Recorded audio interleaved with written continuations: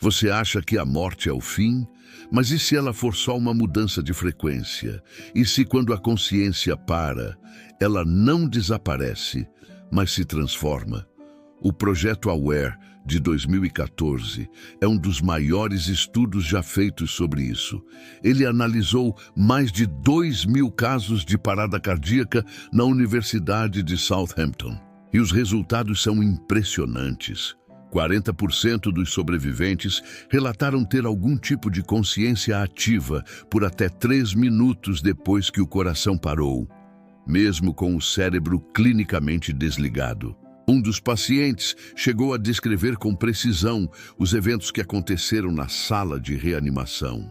Detalhes das máquinas e das ações dos médicos, tudo isso enquanto seu cérebro, teoricamente, não registrava mais nenhuma atividade. Como isso é possível?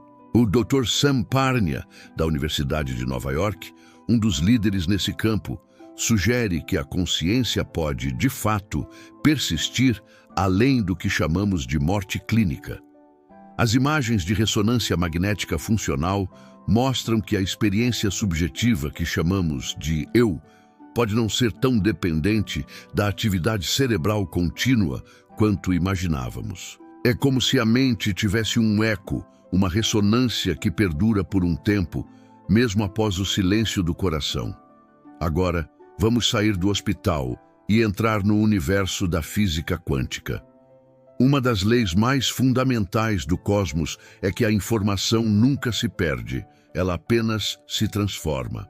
Stephen Hawking nos apresentou essa ideia com o famoso paradoxo do buraco negro. Ele mostrou que mesmo que algo seja engolido por um buraco negro e desapareça para sempre, a informação sobre esse objeto, sua massa, sua rotação, sua carga, permanece codificada na superfície do horizonte de eventos. É como se o universo mantivesse um registro de tudo. Agora, pense nisso. Se a nossa consciência é, em sua essência, um padrão complexo de informação, um arranjo único de dados que nos torna quem somos, então, por essa mesma lei, ela não pode ser simplesmente destruída. A teoria holográfica do universo, proposta por Leonard Susskind, leva isso a um novo patamar, sugerindo que tudo o que percebemos pode ser uma projeção de informações armazenadas em uma fronteira distante do universo. E pesquisadores como Stuart Hameroff e Roger Penrose até propõem que a consciência emerge de processos quânticos dentro dos nossos neurônios. Se for esse o caso, a morte não seria o fim da informação, seria apenas a sua reorganização. Essa ideia não é nova. A filosofia explora essa fronteira há milênios. O filósofo alemão Martin Heidegger dizia que só quem encara a morte vive autenticamente. Para ele, a consciência da nossa finitude é o que nos obriga a fazer escolhas significativas. Já Epicuro, na Grécia Antiga, tinha uma visão mais pragmática e tranquilizadora. Ele escreveu: "Quando a morte está, eu não estou. Quando eu estou, a morte não está." Ou seja, por que temer algo que nunca vamos experimentar diretamente? E no Oriente, Buda nos ensinou que a morte não é o oposto da vida, é parte dela. Para o budismo, a vida e a morte são duas faces da mesma moeda, um ciclo contínuo de transformação. O que todos esses grandes pensadores nos dizem, cada um à sua maneira, é que o medo da morte é, talvez, o maior aprisionador da vida. Ele nos impede de arriscar, de amar profundamente, de viver plenamente. Libertar-se desse medo não é negar a morte, mas integrá-la à nossa existência. Agora, vamos fazer uma pausa. Respire fundo e se pergunte com total honestidade: o que eu faria diferente se soubesse que meu tempo é limitado? Se você já pensou na morte não como um fim terrível, mas como uma forma de libertação, como um chamado para viver de verdade, comente a palavra morte aqui embaixo. Vamos ver quantos de nós compartilham dessa perspectiva. Essa transformação não é apenas teórica. Conheça a história da Ana, uma mulher de 52 anos. Ela sempre evitou o assunto da morte, até que perdeu o marido de forma súbita e inesperada. O luto foi avassalador, mas em vez de se fechar na dor, ela fez algo extraordinário. Convidou a morte para a mesa.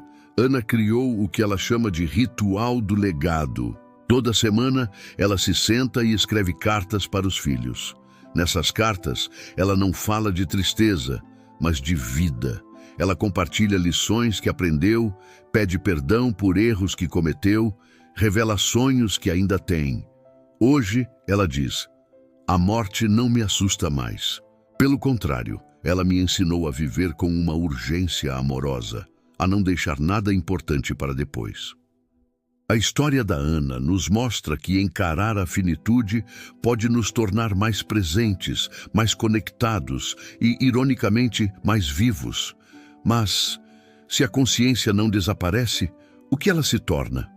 Ela vira uma memória cósmica, flutuando no tecido do espaço-tempo. Transforma-se em uma onda de informação pura, se reintegrando ao universo. Ou talvez ela se torne algo que a nossa linguagem simplesmente não consegue nomear, algo que está além da nossa compreensão, porque transcende a própria experiência humana. No próximo episódio, vamos explorar a camada espiritual dessa questão. Se você também quer aprender a viver com mais propósito diante da finitude, eu preparei um material especial. Baixe gratuitamente o Guia do Legado Consciente. Nele você encontrará 3 rituais práticos para escrever sua história, perdoar o que precisa ser perdoado e celebrar a vida, aqui e agora. O link está na bio e o guia é grátis pelas próximas 48 horas. E não se esqueça de ativar o sininho, porque o próximo episódio vai fundo em uma pergunta que muitos de vocês fizeram. Por que eu não incluí a espiritualidade no livro? A resposta pode te surpreender.